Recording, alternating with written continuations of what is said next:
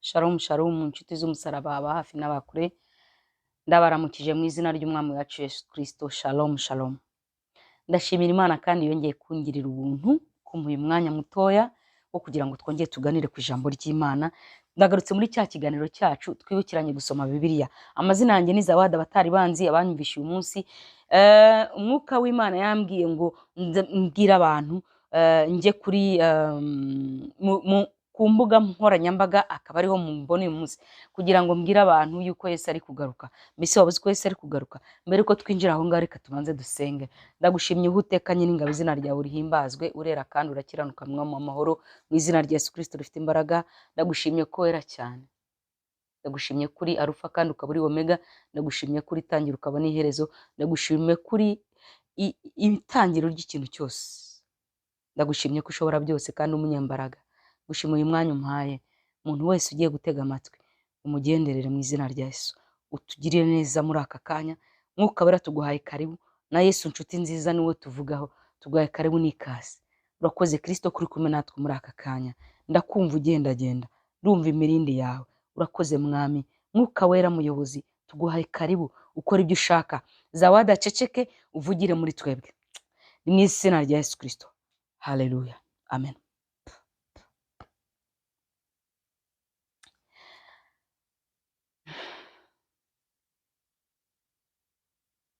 Imbere yawe Mana, nje imbere yawe, ugenza uko ushaka, nje imbere. Mana we, ndi imbere yawe Mana, nje imbere yawe, ngirira uko ushaka. Haleluya. Ndabaramukije nanone mu izina rya Yesu, inshuti z'umusaraba. Turacyakomeje muri cya kiganiro cyacu nk'uko nababwiye, ikiganiro twibukiranye gusoma Bibiliya. Ariko uyu munsi ndumva sinzi ukuntu bimeze, umwuka ari kumbwira ngo mvuge cyane, ngo nongere mvuge cyane, mbabwire ngo mbese mwamuzi ko agiye kugaruka. Yesu agiye kugaruka, ngo ibimenyetso by'ibihe byarasuhuye. Ngo mbese wowe waba warabibonye? Yesu agiye kugaruka, arambwira ngo mvuge neruye kandi ndanguriye ngo Yesu ari hafi, ngo duhindure imigendere yacu, duhindure imivugire yacu, duhindure imyitwarire yacu, duhindure bya bindi byari byaratunaniye. Tubwire abantu ba hafi n'abakure, abantu tubanye nabo bamenye ko twakijijwe, tube itabaza rimurikira abagenzi. Mbese uhagaze ute muri iyi minsi? Igitabo cyacu turakomeje mu gitabo cy'ibyahishuwe gusoma Bibiliya. Ubushiye twari twageze ku gice cya 19 na 20, ndi buhere ku gice cya 20. Ariko mbere yuko ngera aho ngaho, ngo ufite ugutwi wumva iby'umwuka abwira amatorero. Mbese uhagaze ute muri iyi minsi? Mbese imvugo yawe irubahisha Imana? Arambwira ngo mbwire ngo ba bandi bakijijwe, bamenyereye iby'Imana, bamenyereye ngo ntibisaba kuzajya mu ijuru. Ntabwo bivuga ko kubera ko umaze imyaka 30 mu gakiza bivuga ko ngo bizakujyana mu ijuru. Umuntu azajya mu ijuru kubera ko yejejwe. Umuntu ntabwo azajyana mu ijuru ko yambaye gutyo ubururu n'umukara.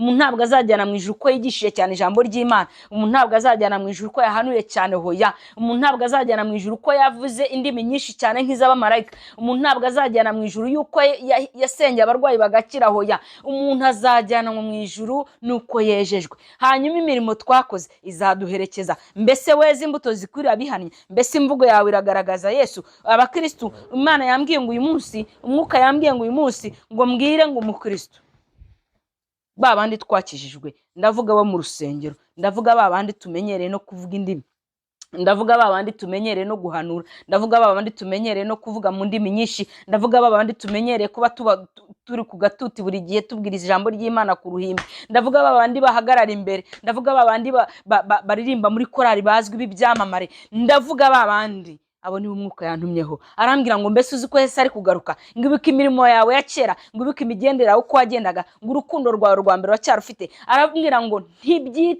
utitaye ukuntu wahamagawe, utitaye uko wahamagawe. Hari abaje bahamagawe kuko baje mu rusengero, bazanywe n'inshuti, agakurikira inshuti ye kuko yamubwiye ngo nguze ngo aho nsengera nanjye, abakisanga bari mu rusengero. Abandi bavukiye mu rusengero, bisanga ababyeyi babo ari abakristo nabo bakura mu rusengero. Ibya Yesu ntibabizi, ntibazi n'iby'impanda babyumva nk'indirimbo bisanzwe. Arambwira ngo ndangurure mbwire abahafi n'abakure ngo rega Yesu azagaruka. Ngo mbese witeguye ute? Witeguye ute nshuti y'Imana? Mbese witeguye ute nshuti y'umusaraba ko Yesu ari hafi? Arambwira ngo mvuge neruye ngo mbabwire nshuti ngo mwebwe mutwaye amatabaza, mwebwe mufashe Bibiliya, mwebwe yashinze imirimo itandukanye, mwebwe bahanuzi, mwebwe abanyamasengesho, mwebwe bavuga butuma, mwebwe musengera abantu bagakira, mwebwe muvuga bikumvikana, mwebwe b'imbere ku bayobozi, mwebwe babandi b'imbere, mbese muhagaze mute?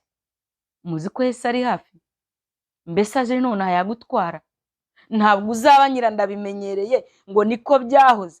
Yesu arababwira ngo abacira umugani w'abakobwa 10, 5 ngo bari bafite amatabaza yabo, ngo amatabaza yabo ngo yararimo amavuta, ngo abandi amatabaza yabo nta mavuta yararimo, ngo ariko igihe kigeze ngo umukwaje, ngo impanda, ngo umukwaraje, ngo bumva ngo induru ziravuze ngo umukwaraje, ngo 5 bari bafite amavuta yabo, ngo bakongeza amatara yabaraka, ngo ubundi bajya gusanganira umwami. Babandi 5 babiri babapfapfa ngo bisanga nta mavuta bafite, batangira gusaba, baravuga ngo mbese mwaduhaye ku mavuta. Barabwira ko twaririmbanaga, ko twasenganaga, ko twavugaga n'indimi, ko nawe wampanuriye, ko nawe wansengeye bitangaza bigakoreka, ni gute nta mavuta ufite? Mbese mu Kristo uhagaze ute? Uyu munsi ndumva ari ibintu bidasanzwe. Ntabwo ndi busome cyane muri Bibiliya, ndi kubwira umuntu uyu munsi, babandi b'imbere, babandi bavuga ijambo ry'Imana, babandi babwiriza ubutumwa, babandi bahanura bikemera, yego ntabwo bizakujyana mu ijuru.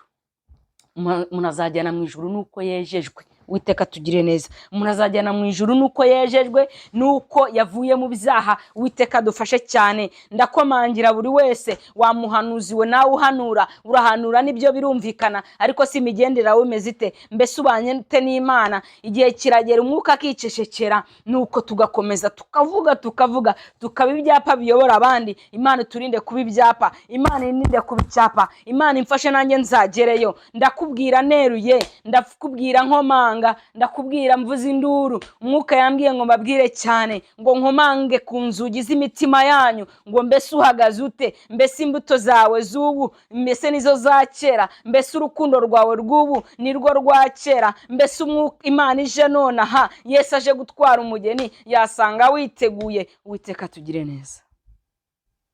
Ibyaha byabaye byinshi, inzango zabaye nyinshi, amashyari yaragwiriye, kurwanira ibyubahiro nibyo bitumaze. Runaka yambaye neza, ngewe bizaza ryari? Nta wundi watera imbere ni jewe, nta wundi wakambara neza ni jewe, ibyiza byose ni jewe. Mwibagiwe imirimo yanyu, mwibagirwa intego yabazanye mu nzu y'Imana. Intego yatuzanye mu nzu y'Imana ni ukugira ngo tuzabone ubugingo buhoraho.